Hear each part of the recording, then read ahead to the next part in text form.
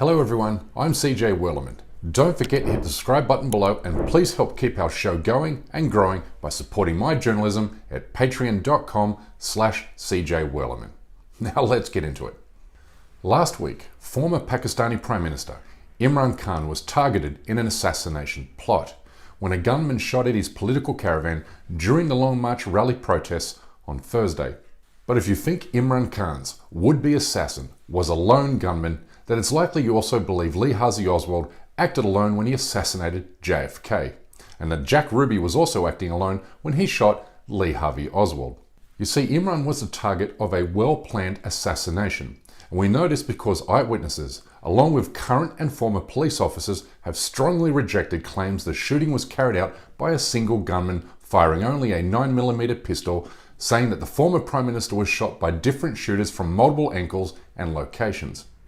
It's also impossible to explain how a single untrained gunman from an impoverished background afforded the equivalent of 6 months' salary to buy a Glock 26 and then successfully hit a target from distance and a poor angle. I mean, you can hear with your own ears the sound of semi-automatic gunfire.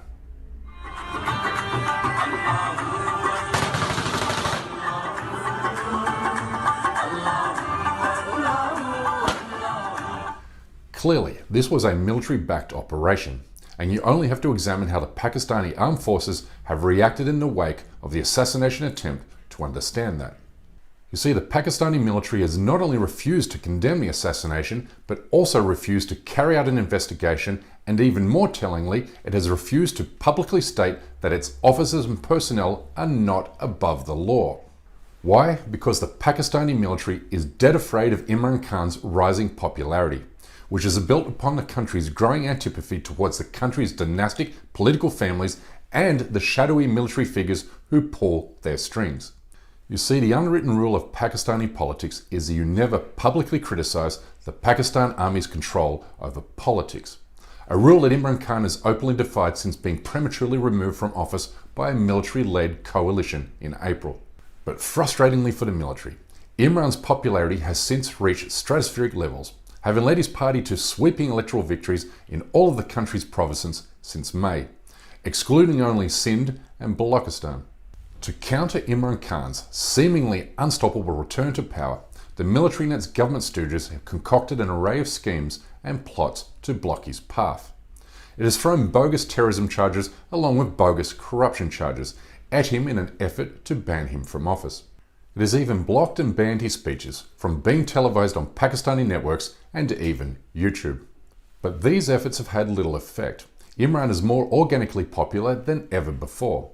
His rallies, which are hosted in all of Pakistan's major cities, attract hundreds of thousands of supporters because he carries the message of the Pakistani people. In this country, the military establishment has got used to the fact that they will steer the people, and the people will follow. And when they bring changes, sweets are distributed. The establishment is used to this. So they were shocked to see that under my time, the Pakistani nation decided, no, these people who are stealing the country for 30 years, we do not want to go with them.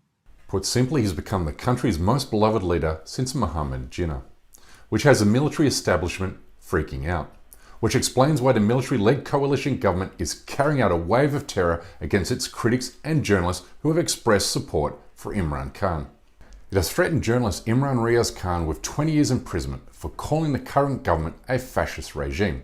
It detained and tortured PTI spokesperson Dr. Shahbaz Gill after he criticized Yami. Others have fled the country out of fear of being arrested or killed, including journalist Arshad Sharif, who'd been an outspoken critic of the Pakistani military.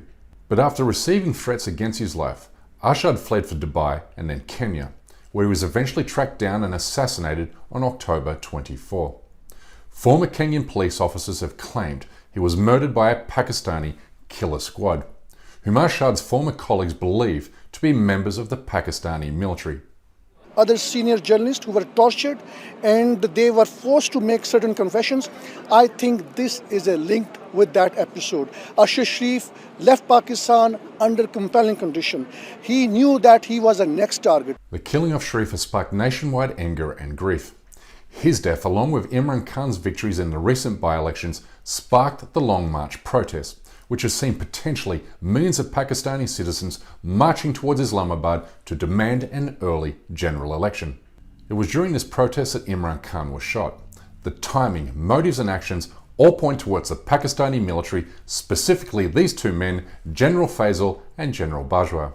But signs also point towards foreign actors, including the CIA and/or the Israeli intelligence agency Mossad, an organization that has perfected the art of political assassinations far beyond its borders. Here's Adel Raja, a former major general in the Pakistani army and highly regarded geopolitical analyst for major international publications. According to his sources within the Pakistani intelligence community, Mossad had been recruited to help the Pakistani army assassinate Imran Khan through silent and quiet methods to make it look like a natural death. We also know the United States government stands with the Pakistani military and against Imran Khan. And the US has a long and dirty history of meddling in Pakistani politics. The US government cancelled military aid to Pakistan when Imran Khan was in power, depriving the Pakistani military of hundreds of millions of dollars, but this aid resumed almost immediately after Imran Khan was ousted from government, which is why the Pakistani military loves the United States but hates Imran Khan. But let me finish with this. Whatever happens to Pakistan from this moment forward, the Pakistani people must break away from their unhealthy infatuation with the Pakistani military, because the oversized respect the Pakistani people have for their armed forces hinders democracy and invites fascism. And on the day actual fascism arrives in Pakistan, that military that you once revered will inevitably turn its guns towards you.